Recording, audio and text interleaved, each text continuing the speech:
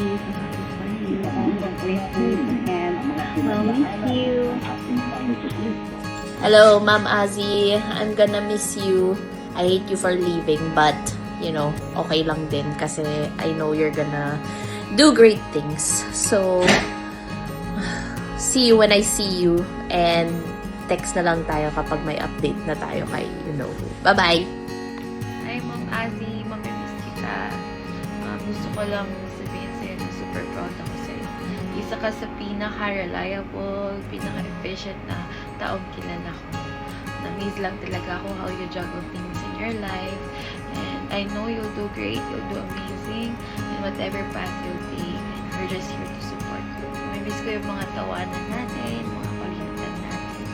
Kung pwede sana mag-extend kahit 1 year lang, ma'am, sige na, joke lang.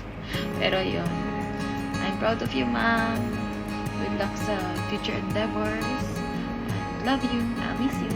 Mwah.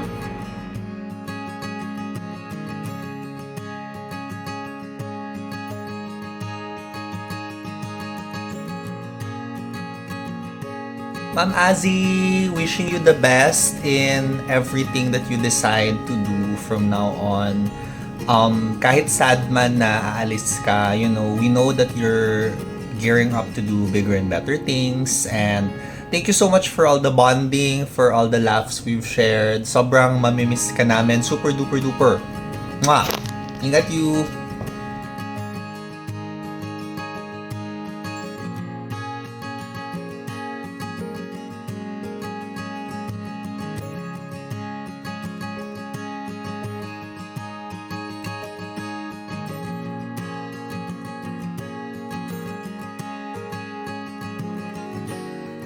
Hi, Mama Sweet. Hi.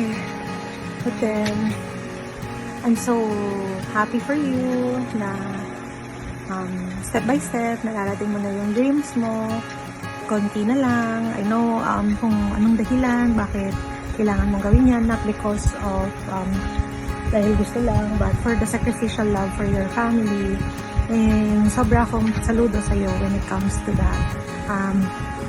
I'm so grateful to know you, to work with you, and also to meet someone like you, not just a coworker, but a friend, and also yung someone that I can talk to easily, I can vent out easily, and everything. I pray to God that guide ka niya sa lahat ng magiging journey mo and endeavor mo, and I pray to bless you more emotionally, physically, mentally.